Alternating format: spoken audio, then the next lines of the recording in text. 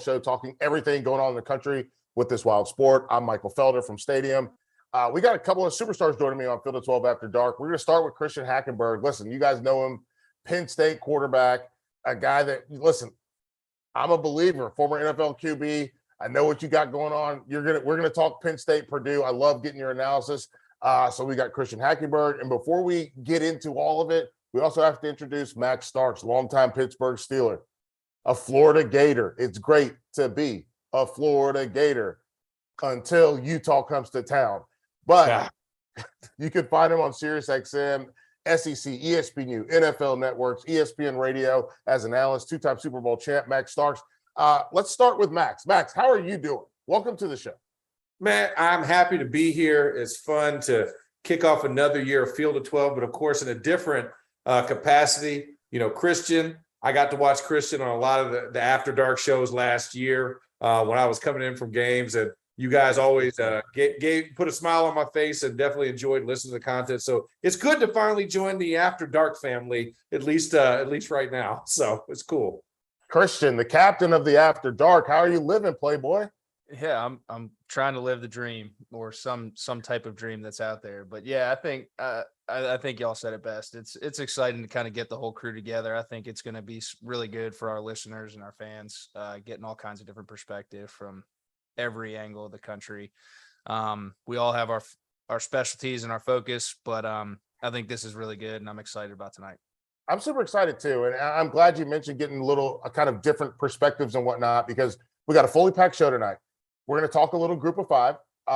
There's some transition in terms of who's in Conference USA versus who's in the Sun Belt. So we're going to talk about that. We're going to talk about the backyard brawl. We're going to talk about Notre Dame and Ohio State, which I think everyone kind of agrees is the biggest game of the opening weekend, or the official opening weekend, because it's week one. But before we do that, as your host, let's toast. Hack, we're starting with you. Yeah, I'm gonna go to Pittsburgh with Keaton Slovis putting together one of the most awkward locker room material tapes that I've seen. Kind of looking back, checking with Narduzzi to make sure Daddy says it's okay to say what he's about to say, says it, and really resonating with those Yinzers out there. A lot of Pittsburgh in this statement that he made. If y'all haven't seen it, please go check it out. It's pretty funny. And definitely some really good locker room material for West Virginia. So I'm excited that rivalry is back on center stage. Boom. Cheers. Cheers to that. Now, Max, give me something. All right, I'm gonna raise a glass to USC. The reason why I say that is because they're about to start potentially 3 quarterbacks at other schools. You mentioned Keaton Slovis, JT Daniels, and then also Jackson Dart might be starting for Ole Miss as well. So 3 cheers to USC. I didn't see that one coming. That was fantastic. Yeah. You know what? I'm gonna keep it real. This is our last night without football, right? This is football eve, if you will, for the regular season to really get it kicked off, at least for the next 4 or 5 days. So we're ready to get it kicked off. I don't know if it's happy or it's stressed, but I do feel crazy. And we're about to get into the weeds and make it go. So cheers, guys. I'm gonna go ahead and drop a little WT 101 on you. Okay, there it is. Let's rock and roll. All right, so let's kick it off here. Max and Hack, starting with you, Max. I want to start with you. Okay. I'm not asking you to break down the Sun Belt or the Mountain West or the AAC or any of that. I just want you to give me one team from that group of 5 that you are going to be paying attention to all season long. You know, when I look at the group of 5, and now, mind you, I was a guy I covered Conference USA for 6 years. Sure. So, we work for the same company. Yeah, exactly. So it pained me the eve of that Marshall FIU game, if I'm not mistaken. It said that all these teams were leaving. And, I look at it and I have to go, I'm really interested to see what Marshall does. Yeah. That was just a team that I've always kind of had, affinity for from my days playing with Byron Leftwich, one of my good buddies, Doug Legursky, another guy, and then just kind of that affiliation with them, and of course with Doc over the years as their head coach. So I'm gonna be very interested to see how this Marshall team responds and how they kind of make it through the year. They're a team of interest for me. I got them there, and Christian, we're gonna get to you. The thing with Marshall for me, losing Grant Wells, that's a blow. That stinks. Like he was so good, and I think Virginia Tech's gonna be really happy with him. But Christian, you tell me, what do you got? Give me a G5 team you're looking forward to. Yeah, I think there's a few interesting ones. I'm going to kind of tailor it to the AAC as a whole and kind of those top 3 teams in UCF, Houston, and Cincinnati. Obviously, Cincinnati losing Desmond Ridder, but I think that if you're talking about a group of 5 conference, hang on, produce not just Desmond Ridder, they lost. Both of their corners. Yes. There's a safety, 2 linebackers, a pass rusher. How do they reload? Like if you're right, you want to talk Cincinnati, how do you think they can, like we talk about Alabama or Georgia reloading? How do you think they can reload? No doubt. I just believe in Luke Fickell. I really like his mentality. I like the way he runs his ship. And I think that team is not going to come out.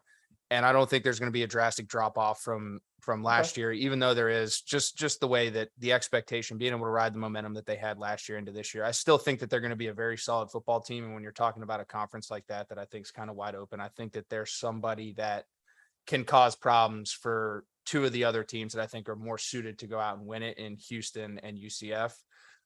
So I'm just paying attention to that conference. I think it's going to be interesting. And I think the team that comes out, handles business and wins that, and if they do it in a pretty spectacular fashion, because I don't think there's as marquee matchups out of conference as Cincinnati had last year, right, at least give themselves a chance to put themselves on the stage and be in the conversation.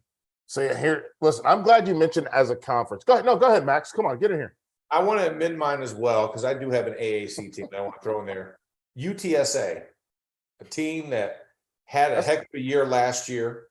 You got a senior quarterback and Frank Harris is coming back. Conference USA. Huh? That's Conference USA. They're still Conference USA. Okay, I couldn't remember if they switched or not. They're still Conference USA. Okay, so they're still CUSA. I want to see how they do. I love Frank Harris. I thought this was a team like last year. You just saw them come on, and they've been every year. They kind of been putting out some talent every single year into the NFL and kind of really making a name for themselves in a city where San Antonio only knows the Spurs. Right. And they rejected an NFL team. They built this NFL stadium there, and they wouldn't let the NFL in. And UTSA's kind of been in there and kind of been around. And now they kind of have promise. I want to see if they can follow it up and actually kind of bring a little bit more stature to that city, especially when it comes to football. So that's another one that I want to see is UTSA. I'm super excited about UTSA. I love Frank Harris. Watching, and especially during my time with Stadium, watching him grow from year to year to year, he's blossomed into a quality quarterback, and I really love that part of what he's been able to do. I obviously losing Sincere McCormick, that's going to be something that they've got to figure out what they're going to do. But Christian, I'm glad that you mentioned you got eyes on a league. I got eyes on a division, and it's the Sun Belt East. Okay, I'm from North Carolina, App State. And then right below us, we got Coastal. And those 2 teams, I think, are deadly. I think they can be a real problem. You got Chase Bryce coming back for what? 37 years of football? Van Wilder. College football. He won't graduate. And then you got Grayson McCall. And you guys tell me if I'm crazy about this. I've been watching a lot of Coastal, more than anything. They got this thing, I started calling it the middle bunch, where they have a tight end, they got a fullback or a second running back, and then they have the regular running back in a pistol. And right inside, which from a personnel standpoint, that makes the defense play base package, right? Because it's 12 personnel or 21 personnel. But then they spring all those guys out and put them in motion, and they run the triple option, but sometimes they just go ahead and throw the ball down the field. Like, I think that's scary because you don't know what you're going to do. And everybody's not Kobe Dean out there. So most of these linebackers have no idea what's going on. So I think Coastal's one of the most interesting teams for me. And then App State, they've got, I think, one of the best running back duos in the country in Noel and Cameron People. So that's what I'm focused on. I'm going a little smaller than you, Christian. I'm going division. One of those teams is going to win the Sun Belt. I don't know which one, but one of them is going to win the Sun Belt. And by the way, I know this wasn't on the menu for what we're supposed to talk about, but am I crazy for thinking that App State's going to beat the school that I went to, UNC, this weekend? I don't know, man. My question mark at UNC was the quarterback position. I thought Drake May came out and played really well for his first start and what he did. He obviously has some weapons out there at receiver. They continued to show out. But that was a big question mark. And I think he answered some of that. Obviously, we got to see that against some ACC type competition, but that at least shored up my thought process and my view of North Carolina heading into the season. What do you think about the defense? Much of the same from last year, But hey, Wake Forest went out last year and won in a bunch of shootout fashions. You know what I'm saying? If you got guys that can do it, and the ball rolls your way a few times, I don't think it's sustainable, but I believe you can catch lightning in a bottle for a season at least. So we'll see what happens. But yeah, that's been a question mark. Listen, the fact that you let FAMU score that many points on you, that's so you have FAMU. Hang on. Not just FAMU minus 25 players. Yeah, the FAMU 22. Don't worry, there'll be an ESPN 30 for 30 on that. The band was bigger than the team. Hey, the band was showing out and had UNC at halftime working out with them. I was like, that's just bad. I don't know why you do that. But that would be my one question, right? I think when you look at UNC, we've always questioned where's the defense at.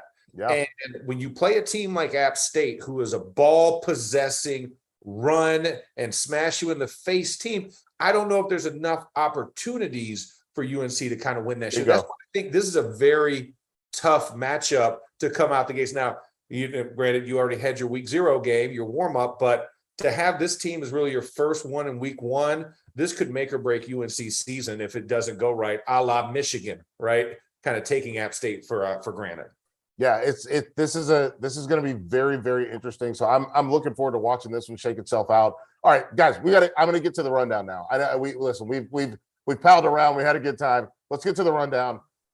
We have to start with, I guess, big picture discussion, CFP expansion, excuse me. Obviously, that's why we're called Field of 12, expecting it to get to the 12-team playoff. Brett McMurphy quoted saying they could adopt a 12-team playoff for the final 2 years of the contract. Are we in for the expansion? Yes. Overdue. Okay.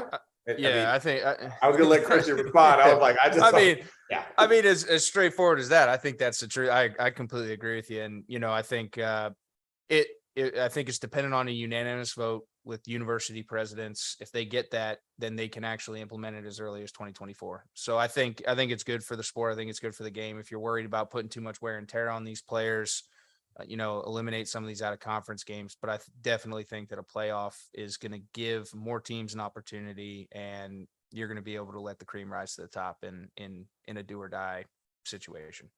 Max? Listen, I'm trying to think of what school would not vote for this. Would it be Alabama?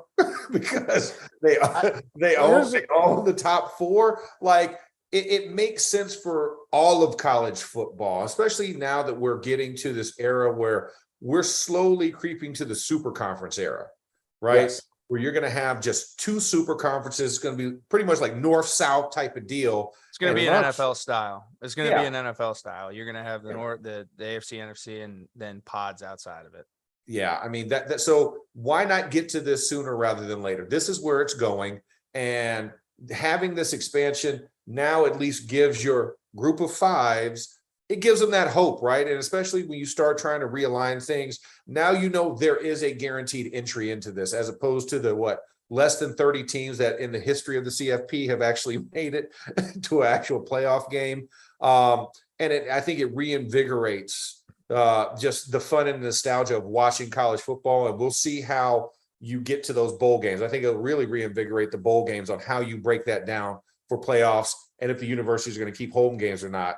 And if teams if sponsors are now going to sponsor those home team sites when they become playoff sites. So that's where you can start to see additional revenue for the university. So I'm really excited to see it.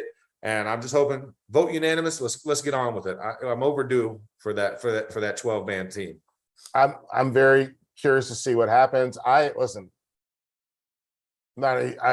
really good with 4. I actually like 2, but we'll see what happens.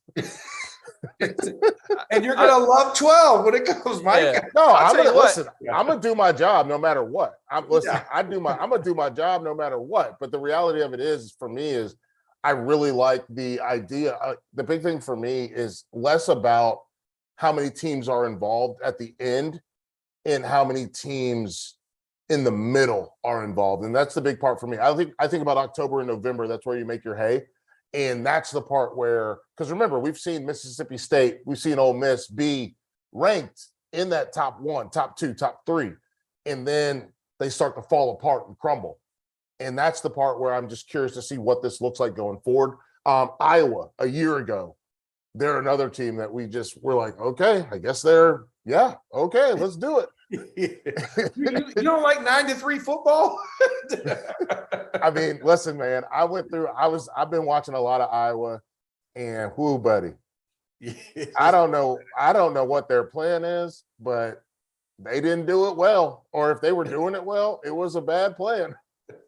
So let's get to this. So we got a couple quick notes here. Can Houston be this year's Cincinnati in terms of making it to the playoff? I'm going to go rapid fire. So we're going to go rapid fire. We're going to start with Christian. We're going to go to Max. You guys give me quick answers on just these quick questions. Can Houston be this year's Cincinnati? Yes. Yes, I believe so. Okay. Is Jake Haener a deep Heisman dark horse? Fresno State quarterback. Yeah. I don't think he's a deep Heisman dark horse. I don't think he has enough Heisman moments, but I think he has the ability to light up the stat sheet this year. Yeah, I believe he could be like a Bailey Zappi type, right? He's a sneaky guy that's going to give you a lot of stats, but like Christian said, he's not going to have enough moments to shine in prime time. They got USC week 1. That's it. But and it's a USC team that I feel is overrated right now. Ooh, look at what. Hang on, time out. Talk that talk. That's one. No, because when you look at preseason rank, first of all, I hate preseason rankings, so let's just get that out the window. But a team that I literally watched play in the USC UCLA game, I called that game, and I didn't know what I was watching halfway through it, and I actually wanted to leave the stadium as a broadcaster because they were getting railroaded. So you tell me that now, because you get Lincoln Riley and Caleb Williams and a whole host of transfers, they're going to be good week 1 right out the gates, and they deserve to be a top 15 team? Absolutely not. You got to earn your way, and I don't feel like they've earned their way. I felt like they got that by de facto because of Lincoln Riley being the head coach. Christian, rebuttal? Yeah, I'm a let the pads talk type of guy as well. I think we're all on the same page. Yeah, I think the preseason rankings are the preseason rankings. They're going to do what they want to do. USC has the opportunity to prove one way or the other. But at the end of the day, man, let's let the pads talk. Let's roll the ball out there and let the whistle blow and kick it off. I'm not going to throw my guy under the bus, but Bryce Petty did say that he thought they would go undefeated this year. Who? Who's going undefeated? I mean, Bryce is going to stay undefeated. What? Spoken like a real Big 12 guy, Lincoln Riley riding his coattail over there. Listen, they're going to have a problem when they see Utah. That's all I got to say. Utah going to put them paws on them. Yeah, listen, Cam Rising has a lot of reasons. He has something to say about that. We're going to talk about Utah at the end of the show. So let's go through. We got another one. UCF 9-4 last year. They beat Florida in the bowl game. Sorry, Max. And they added a ton through the portal. What do we think of UCF? I think that's why I wanted to watch the AAC, right? Like, I think there's 2 teams that have a chance to really prove themselves, and UCF being one of them. So I'm excited to watch the hype and see if it plays out. Listen, as a boy that was born and raised in Orlando, Florida, and watching the UCF You Can't Finish days to the Dante Culpepper days, and obviously the unofficial national champion when they go undefeated. Because hang a banner. Yeah, exactly. My best friend is a UCF grad, and he let me hear it for about a year. I love what Gus Malzahn has done. Sure. And he was, first of all, wrongly fired from Auburn. So the fact that he gets this type of revenge tour with a team like this that I think can really make some noise this year, I'm really excited to see what UCF can do, and I'm all behind them. I love the Golden Knights. There we go. I dig them as well. I'm very curious to see what they look like offensively with the influx of talent. Or influx of players. They had talent before. The influx of the new faces. Faces. Fresh blood. Yeah, perfect. So let's go. Boise State had their quote unquote worst season since 1998. What do we think about them? They didn't even nominate Hank Bachmeier as an all-conference quarterback. Yeah. I don't know. I mean, it's just Khalil so Shakir. hard. It's so hard when Boise State set a standard for so long, right? And then it comes down to that, and they've really on the national stage haven't been talked about for a few years. It's a crescendo in the wrong direction. Right. So do I think that they can be a good team? Yes. I think anybody can come out and show up and show themselves. But for me right now, I'm not really buying the Boise State hype. I gotta see it. Yeah, I don't think they can get to 10 wins. Because I think you look at the rest of the conference out there, and Utah State is a team that's going to be good this year. San Diego State's another one. Well, I keep causing the sidebars. I keep causing these sidebars. Hold on. Listen, just to be fair, I am calling a timeout. The show did start at 10:11, so I get another set of timeouts after we get to the halfway mark because we're going for an hour. I do get another set, so I have one more timeout left. But I do want to just say, did you watch Utah State play UConn? Yes, I did. What? Hey. Is UConn better? But here's the thing. I think UConn's a better team than we give credit for. I mean, they've been that whipping post, right? But, this is a team that came out and played and really had them. But I still like Utah State. I mean, I'm going to put it out there. They ended up winning the game, which was most important in a week 0, right? So they're still on the winning side of it. But I think as they get into conference play, as they get more comfortable, I think this is a team that can really surprise a lot. And in the Mountain West, they've done that over the last couple of years. They've won the games that we didn't expect them to win.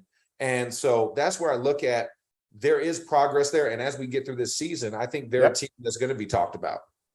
I dig it. I thought UConn, they comported themselves very well. I did. They got 2 running backs there. Mora seems to have them energized. They're playing a little bit more disciplined on defense. That's why I wanted to ask you, because we're not going to treat them like a whipping boy. We're going to talk about them like a real football team. And that's the difference between a year, 2, 3, 4 years ago and now, because it seems like they have a plan and they're going to try to execute that plan. Okay. So I'm going to have to execute this plan. Okay. Which is getting to the week 1 previews. Okay. Let's do it. Let's start with the backyard brawl. Pitt, West Virginia, they haven't played in so long. Yeah. And 11. Yeah. And as you mentioned, it's the battle of the former USC QBs. That was your toast. Yes. It's not just that they're spread out all over the place. It's that they're actually playing each other in a game. So what are we expecting from this game where West Virginia brings in Graham Harrell? Pitt, Narduzzi has been very clear that he didn't like the way they played football a year ago. Even though they won the ACC championship, he was like, this isn't how I want to win. You know what I mean? It's like what are we doing? Beggars can't be choosers, man.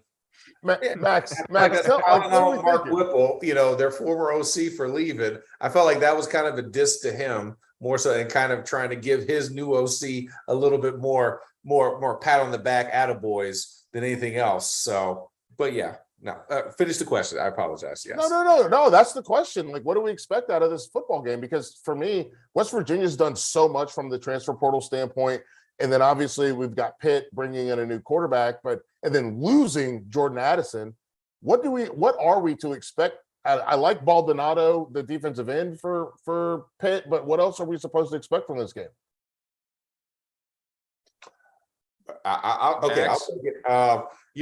One of the things with Pitt, I mean, Pat Narduzzi just has a way of rallying the troops, and it's never going to Yes. be a good-looking game, right? Because I had that Pitt Tennessee game last year, and I was like, okay, well, what am I going to be expecting? You didn't really know what Kenny Pickett was going to be. Obviously, he went on to have that phenomenal season.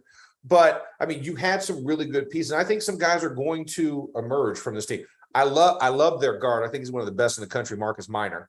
Guy that I'm like, okay, Pitt, listen, hey, we got Kenny. That was our first one. Red Rover, send Marcus Minor on over next year. I love him at guard. But I think, but this is one where the tradition kicks in. Right, you throw everything traditional out of the door as far as what you're expecting. This is going to be a fist fight all over again, because the sins of the past, and Pitt has not won this game. In the last 3 times they played it, even though the last one was in 2011. I was going to say, how old are these kids? Yeah, exactly. So it's going to be, because they're going to hear from their family, and then you best believe that Acrisure Stadium is going to be full. All the West Virginians are coming out of the mountains, out of the woodworks for this. They're bringing couches on flatbed trucks. They're ready to burn some stuff down. And Pitt also knows that they want to avenge this. And Pat Narduzzi, he's looking forward to this. He hadn't even played this game yet, but he's heard the history about it and everybody around him talking about what this game used to be. So I'm really expecting a fist fight. From everything I've heard when I was in Pitt for this last month, everybody was looking forward to this game. Regardless of whatever else, they knew that they had to strap it on extra tight come Saturday, and I'm going to come tomorrow night, and they're going to give us a show. So I'm looking for just a very physical game. I think it's going to be one of those where last possession, I feel like, is going to win this ball game. Yeah, I want to kind of piggyback off the tradition side of things. I think that specifically in the Northeast, in that region, you love to see Pitt, West Virginia. You love to see Pitt, Penn State. You love to see those types of blue collar foundational programs play each other. So I think it's good for college football, and I think they need to do it more often. Max, of that, you made some great points about what to expect from a physicality standpoint. It's a backyard brawl for a reason. But just looking back at the history of it, I mean, 2011 was 2021, West Virginia won, gave them a chance to pause. I think they did have a BCS bowl bid, and they went on to win the Orange Bowl that year. And then in 2007, Pitt, who was like 4-7 at the time, came in and spoiled their national championship hopes. Yep. So there's a lot of history with it. I think it's a great way to kick off the season. New quarterbacks, like you said, Max, highlighting some West Coast guys getting introduced to that blue collar Northeast style of football. I think it's going to be interesting.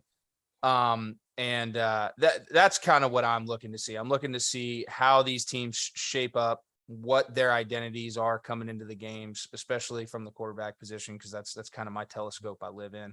And those guys are going to have a chance, I think, to swing the pendulum one way or the other at the end of the day. So, I know I crushed Stetson Bennett last year during the year. I wanted JT Daniels to play. I thought they were going to make a switch during the college football playoff, and I gave the kid his roses, and the mailman delivered. But I still haven't changed my perspective on JT Daniels. I think he does some things very, very well, and I think in an explosive offense with Graham Harrell up there, I think he can facilitate and get the job done. So I'm just really excited to kind of see what comes out of it and what these teams are going to be moving forward. And I think it's a great game to kick it off for both their seasons. Well, that's what I wanted to ask you, Christian. And I wrote this question down in my own doc. How do they replace Letty Brown? Can JT Daniels do that? I think he can. I think from a talent standpoint, he has it. Tools, the whole thing. I think obviously USC, he had that run in with the injury, lost his job to an injury. And I think it's just been one of those things where it's like a constant battle from that side. So I think he's had the chance to really settle in here now, take the pressure off it, kind of go into a smaller market. You go from USC to Georgia, like the markets, the pressure, the alumni, like everything like that. I think he's had a chance to get in there, assimilate to a smaller market, and really just focus on himself. So I hope for the kid's sake that he does, because I do think he's a special talent. I think he can play on Sundays and play for a while, but that's what I'm looking forward to. All right.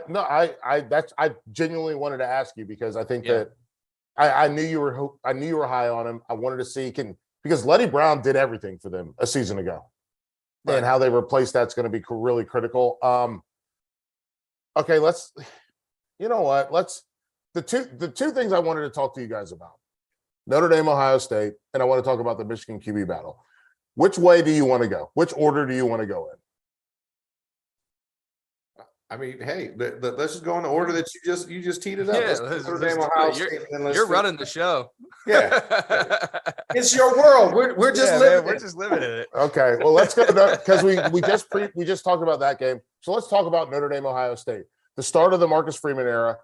A coach that it seems like Notre Dame players want to play for, a coach that seems like everyone's excited about, a team that I still don't understand where the explosiveness is going to come from. I love Michael Mayer. I think he's amazing. I just don't know how they're going to be explosive down the field outside of him.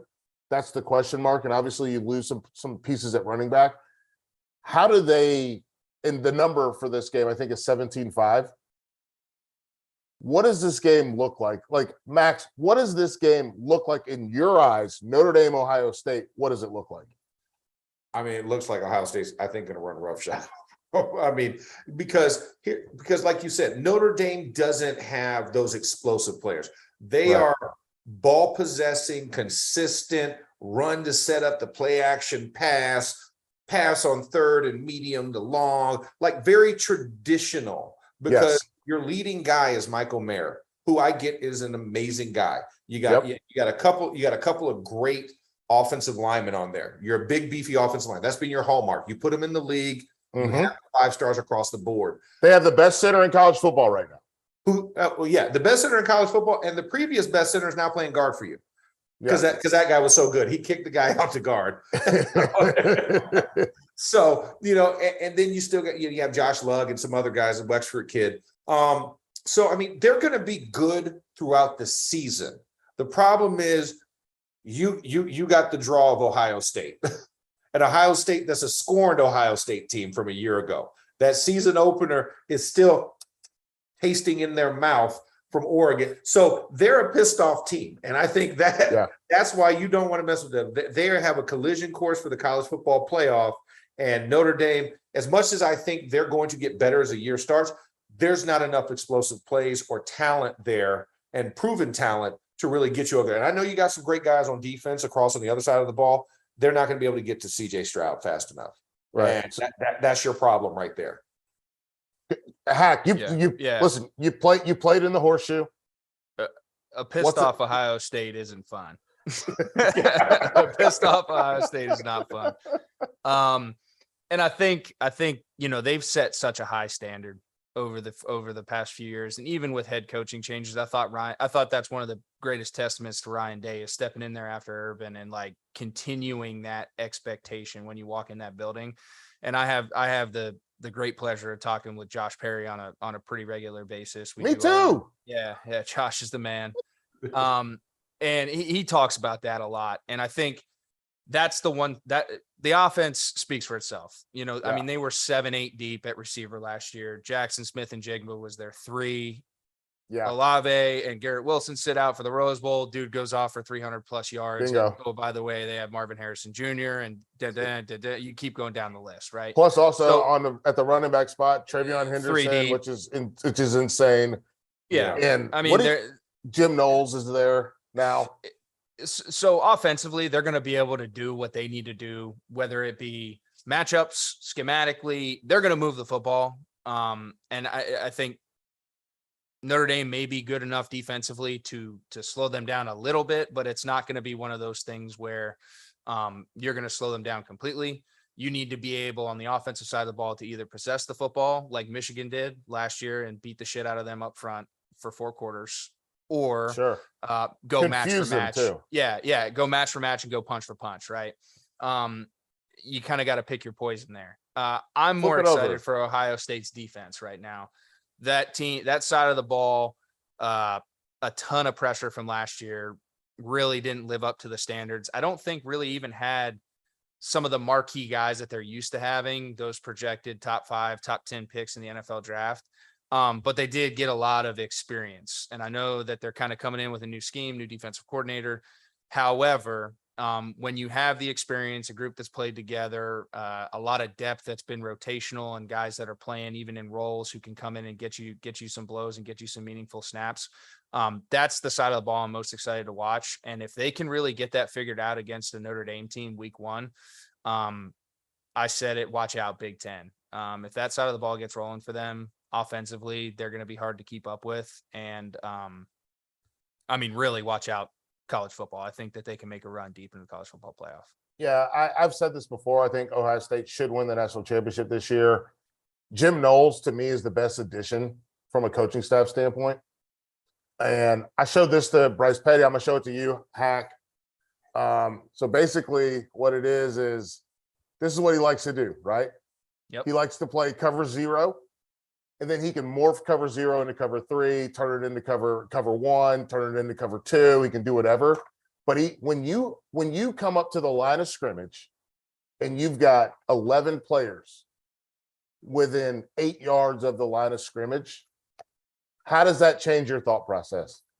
Well, to your point, I mean, if you can hide the pre-snap picture well, and then it's not like this is what they do off of this, it's one or two things, but you can now go into a multitude of things and the picture changes. As a quarterback, you have to be able to process that. And there's not many kids that can do it. And especially in today's game where it's so much throw to green grass, pre-snap, do you have leverage here, kick it out to a bubble screen or slip screen or something like that. It's just not the old school, like trying to get in and out of the best play for the looks and being able to really understand defensive alignment, and pre-snap, post-snap confirmations and things of that nature. So there's not many guys that can do it. There's not many schemes that are coaching guys to do it. I think there are guys that could do it, but it's not being demanded on them. And when you can do that defensively, it's a step up. And I think having some veteran guys who can grasp that, have played together, because it does take some understanding, communication from the secondary to the linebackers. There's a lot of communication going on when you start trying to be confusing. When I was with the Jets, I was with Todd Bowles, really, really confusing defense. Super complex. A lot of communication, and it's your strongest weapon at times, but it's also your Achilles heel. Right. If you can't get it done and you don't have some guys driving the ship in the right direction. And I think Ohio State has the guys to do that this year. And that's going to present a big challenge. Max, you tell me, as an offensive lineman, I've heard offensive linemen talk about the push-pull with the safeties, right? Yeah. And I think every single person that's played football at least the college level, you talk about the push-pull with the safeties, right? We all do the same thing.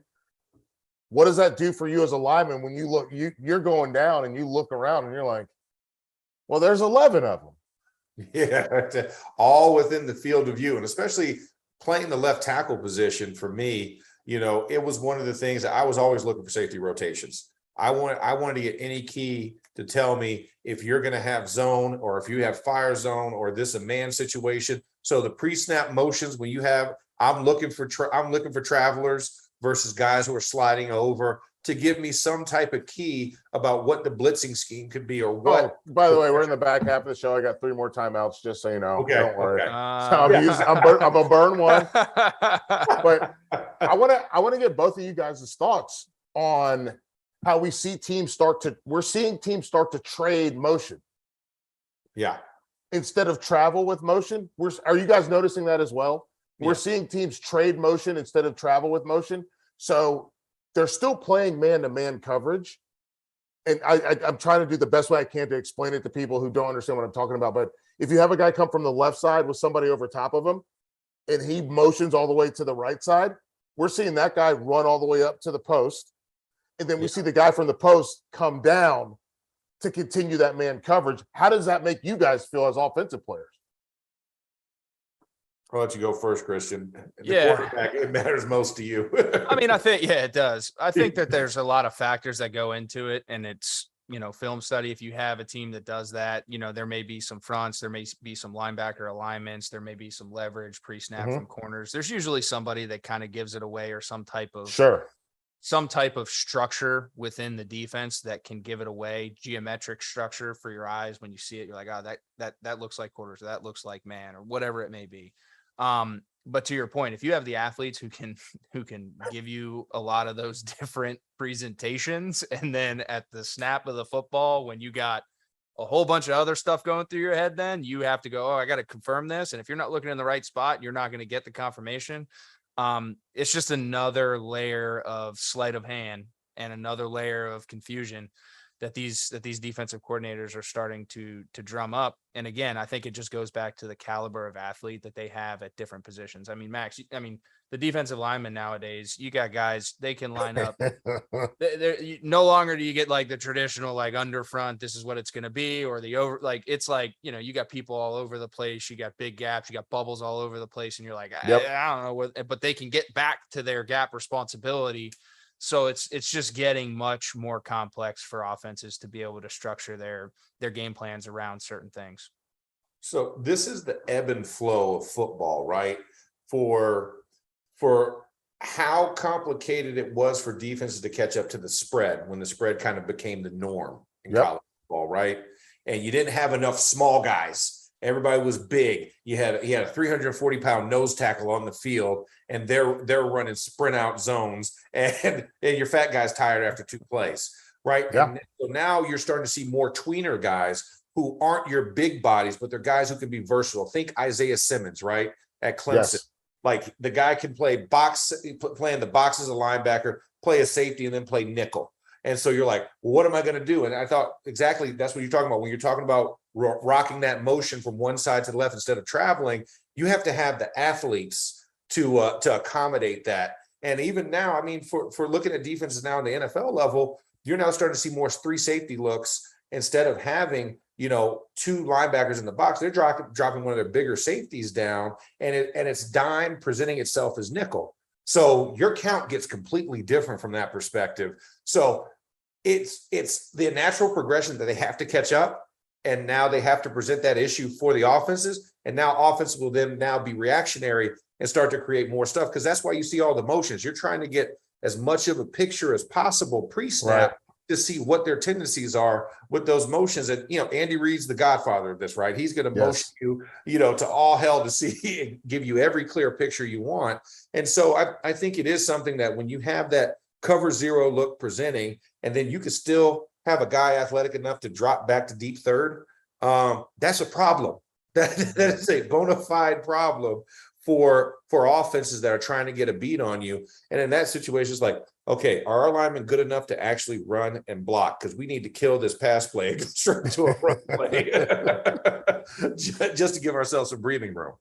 No, that's why I want, listen, my whole goal is to pull more football out of you guys. That's all I want. I want to pull more football out of you guys because I want folks to learn. And my whole goal is to build a smarter football fan. That's what we're doing here. And that's why I wanted to ask that kind of, I know it was a little bit of a hard question, but I wanted to get into it. Another hard question, and I'm going to start with you, Christian. Michigan quarterback. They decided that Cade McNamara is going to start game 1. JJ McCarthy is going to start game 2. They'll make a decision for game 3. If you're the quarterback in that spot, how does that make you feel? I think that this is such a unique situation. I think there's a lot of layers to this onion. I don't think you'd see this 4 years ago before the transfer portal. I don't think this is even a thing. Because you got a guy who just literally led your team to a college football playoff berth. All he does is win. I've said it multiple times. He doesn't do it in a sexy fashion. He's not flashy, but he operates and he gets the job done in Cade McNamara. And to me, I can't think of the last time a guy who went out and took his team that deep, won a Big Ten championship, played in a college football playoff berth, was fighting for his life the next year. So it's hard to put myself in that situation because I've never really been in that situation. And I don't think really anyone has. I think this is a one-off and a very unique thing. I think Jim Harbaugh's approach is really tough because I think he's got one angel on his shoulder saying, we got to keep this young kid who's super, super talented and is probably ready to play. And then on the other hand, he's saying, but I got a kid who just, like I said, won a Big Ten championship for me and does everything right and is a foundational piece in my locker room and, hasn't done anything to play his way out of the role. So it's tough. And I think it's going to be something somewhat of a blueprint, possibly moving forward with everything that's going on. They tried to bleed McCarthy in and shuffle him in last year. And I think that he got some reps, but still, to me, you still have to go with a guy.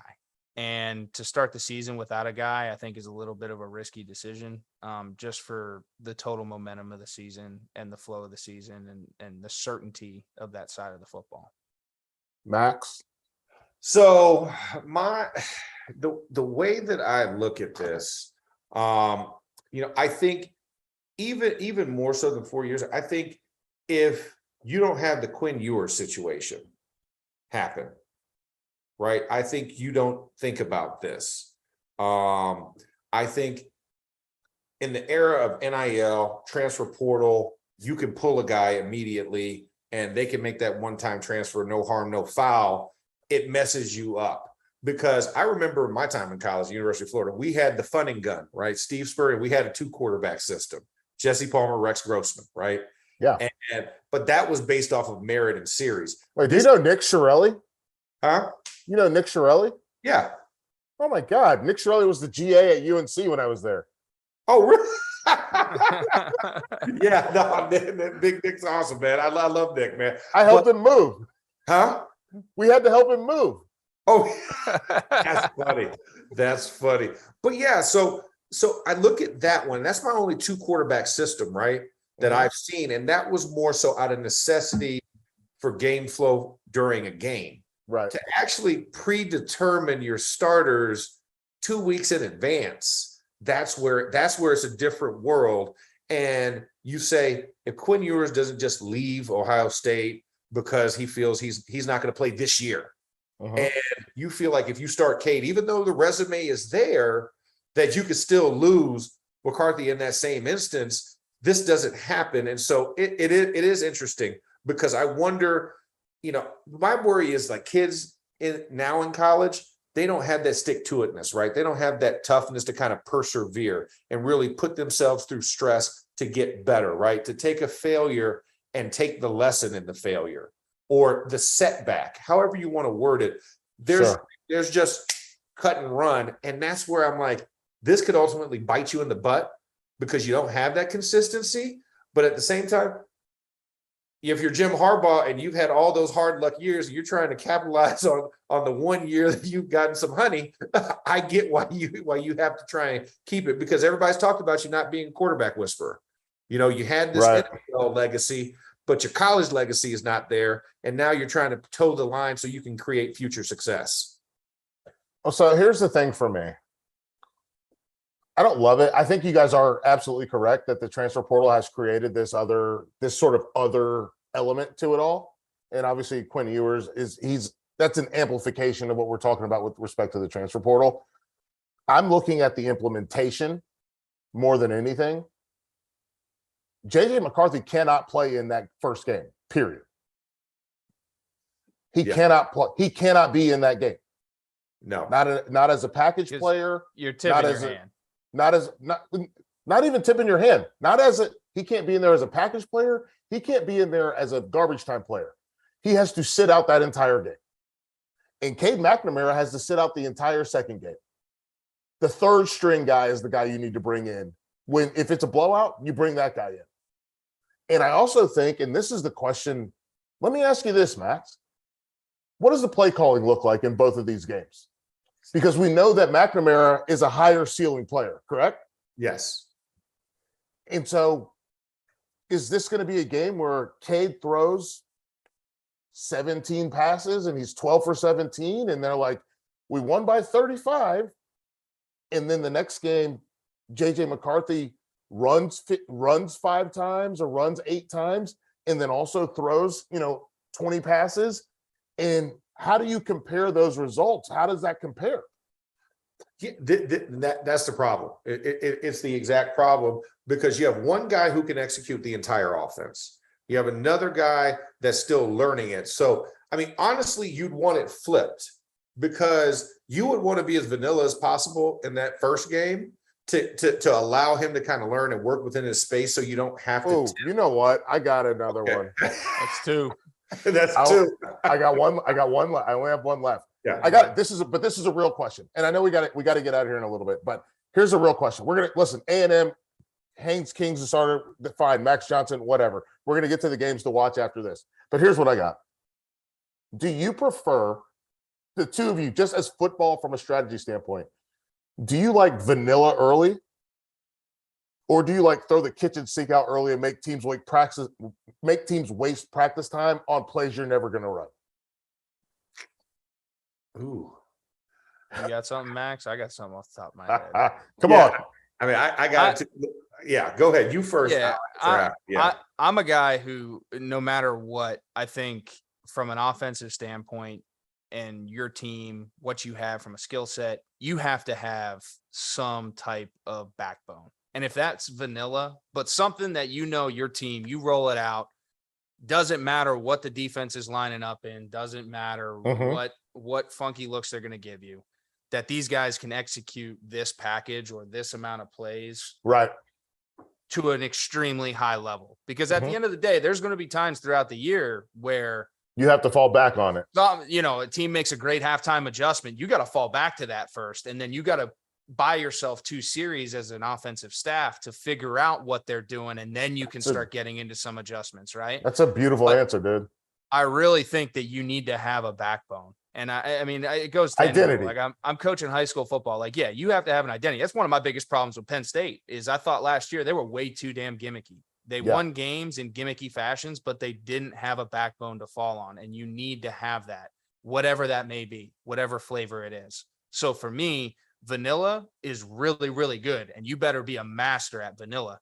Anything else is window dressing for what you're getting in terms of the next team, what they like to do. You may have a couple shots schemed up because of some things that they do or lack of discipline they have or targeting a certain player. But realistically, like, you got to have your vanilla package. That's your bread and butter, in my opinion. And so to piggyback off of that, my daughter's favorite breakfast item in the morning, that's what I want. It's bread and butter. I mean, give me that play that I can run, like you said, against any defensive front. I don't care what you do. I don't care if you go 12 large and you just throw this exotic.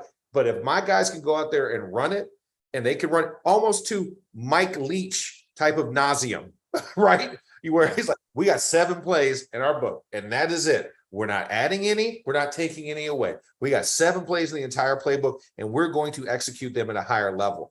I'm that type of guy as well. As an offensive lineman, we had at Pittsburgh, especially, we had 4 run plays that we knew inside and out. No matter what defensive front you threw at us, we could run it, and we would also, when we needed 4-minute offense, we would call the same exact play 4 times in a row and dare somebody to stop you.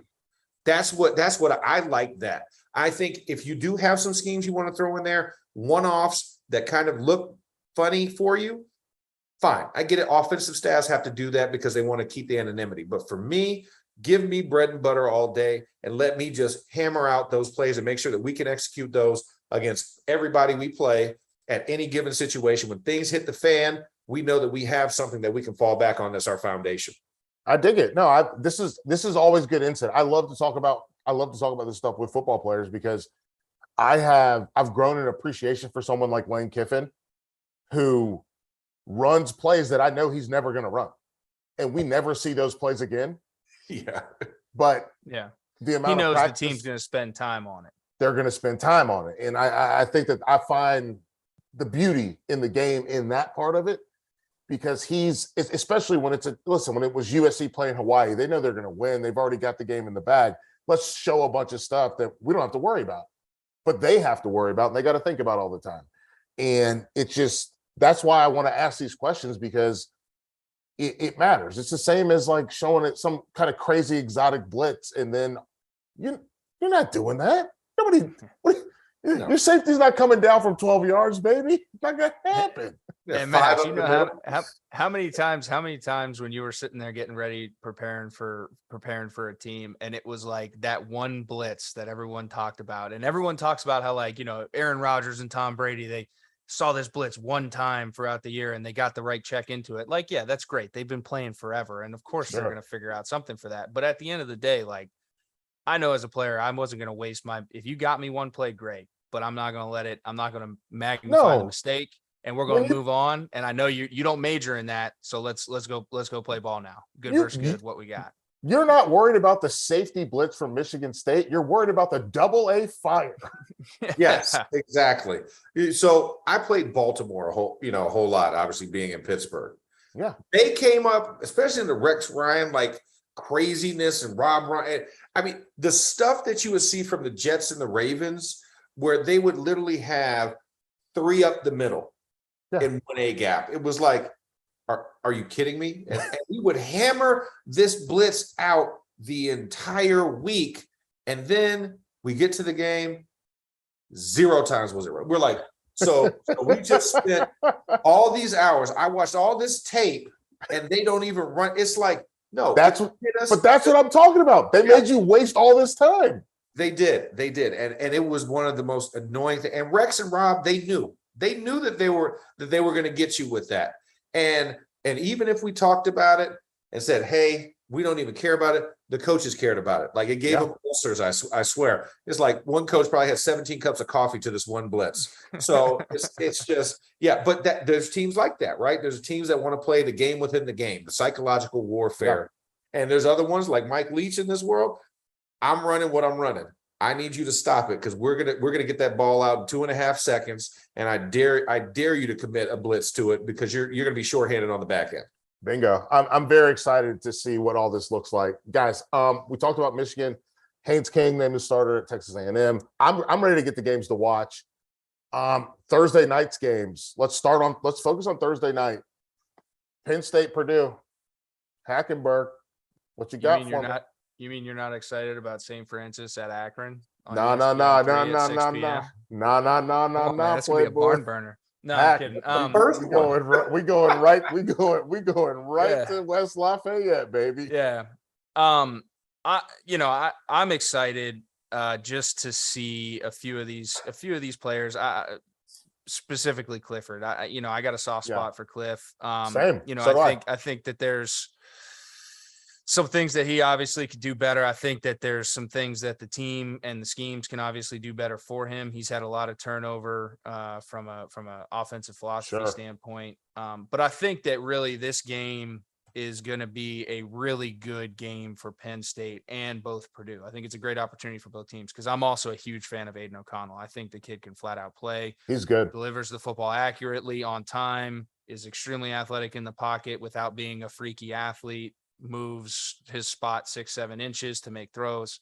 He does a lot of really good things that I think translate to the next level. But I think there's 2 teams, a lot of momentum. Momentum from Purdue's side, Penn State, who kind of got kicked in the teeth against Arkansas. Had a really disappointing year after Cliff got hurt at Iowa. So it's just, I think it's a good definition game for the path forward for both of these teams in the Big Ten. And Penn State, I've hammered this over and over again, but I really want to see them create an identity offensively. And I'd love to see them support Clifford with a run game. Yeah. I think Nick Singleton's obviously going to help, special kid, but he's young. And you got to grow with these young guys as well and put them in situations to be successful. So, it's about time that offensive line starts turning around. And when you walk down that hall at Penn State and look at all those All-Americans, a lot of them are on the front 7 or in the front, in the trenches on both sides of the ball. So I want to see them get back to having some consistency and a little bit of an attitude up front this year and take some pressure off Cliff. So that's what I'm going to be looking to see. I'm looking forward to it too. Max, you got anything for Thursday or Friday games? Well, I mean, when I look at it, I think that's going to be a good matchup. I mean, I love the fact that the Big Ten comes out and you guys actually play conference play, in week 1, because you also have that Indiana game against Illinois. So, I mean, I'm excited to see just kind of where they are. I mean, but my game, I probably, if I have to pick one, if you're asking me to pick one, just one. I'm interested to see TCU Colorado. I'm gonna be honest. Okay. Colorado is one of those teams that, you look at from a year ago and it didn't go as great, but they're trending in the right direction. They're a team that's tough. They play really good defense. And, they tend to struggle with teams that could be a little bit more aerial inclined. I think this TCU team kind of plays more into that traditional They've got a lot of good running backs back there and a run game that's going to be fun to watch coming this upcoming year. So I just like that you get that preview kind of before we get into the Saturday Titans round of games. And then, of course, on Sunday. So I want to see these quote unquote appetizers that fill you up like a meal. And I think that's one of those games. I dig it. And for me, before we get out of here, I'm going to say, listen, I'm going to double dip. I'm not going to lie. On Friday, I'm very excited to see the Illinois, Indiana, what that looks like, because I love Tommy DeVito. Have been a big fan since he's Mr. New Jersey, baby. Let's go. He rocks the chain when he's out there on the field. Come on. But I also want to see Tennessee and Ball State. And it's not because of Ball State maybe upsetting them. It's more because Tennessee is a team that I think has an opportunity to be a real problem in that SEC East. And they play a brand of football from a tempo standpoint that I think, and Hack, you mentioned identity, right? They know who they are. We go fast, and we always go fast. It doesn't matter. We always go fast. Yes, there we go. And so that's what I'm looking forward to seeing is Hendon Hooker and who emerges as wide receivers for them. So I'm looking forward to that. You guys got any last thoughts you want to wrap in before we wrap this up? I'm going to throw this out there as well. Another game, and Max, we talked about this before we came on air. I'm excited to see this LSU Florida State game. Oh yeah. I think it's Sunday. So yes. I think that's going to be a fun game to watch. And I agree with you. I'm calling that game Sunday night. In Nolens. The Brian Kelly debut I'm not even going to try and present that I can even imitate that horrible accent that he pulled out there at the women's basketball game. But I think, you look at that unveiling, and then also Mike Norvell really being on the hot seat for Florida State, and them really need to regain some ground that they've lost in the ACC. That's one. I mean, obviously Oregon, having Dan Lannon come back to play his former team as the national champs, and see what that Georgia team's going to look like this year, I think is another big tale, because they're not as deep defensively. Kirby's already trying to temper people's emotions with that. And right now, Stetson Bennett has 4 tight ends he can throw to.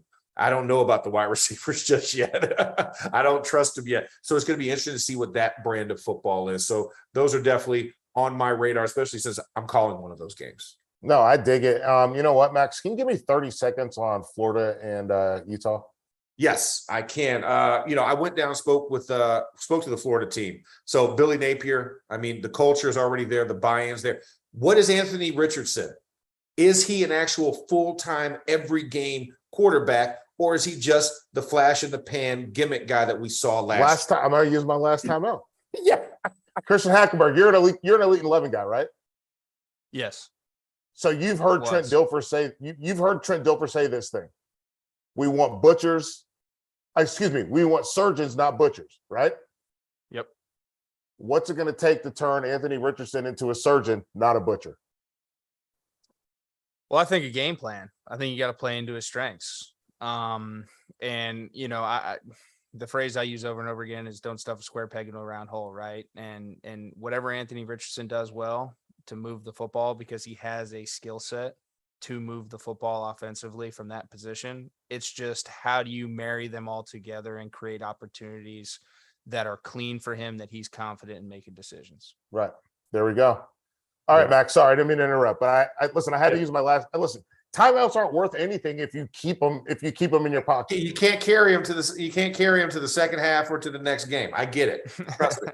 I'm all about timeouts. Trust me. Anytime I get a break, I'm happy. So, but yeah. So you want to know, what is this offense going to look like, right? With Anthony Richardson at the helm, he's the unequivocal starter in that situation. There's nobody that's going to pressure him. Does he get complacent, or does he continue to grow as a surgeon? The other thing is, you're getting the reigning Pac-12 champion coming to your place. And Kyle Whittingham in Utah, when we're talking about a team that's a dark horse team for the CFP, this is my lock-in pick. It's the Utah Utes. I know you don't have Devin Lloyd running roughshod, but you got a guy by the name of Cam Rising, and that kid can throw the football. And they're going to also play a very physical SEC-esque style of play that Florida's used to seeing. So the question is, are you going to get punched in the mouth and back into the corner, or are you going to charge the middle of the ring and try and control it? I love, you know what? That's a perfect note to end the show on. For Christian Hackenberg, For Max Starks, I'm Michael Felder. This has been Field of 12 After Dark. Peace out.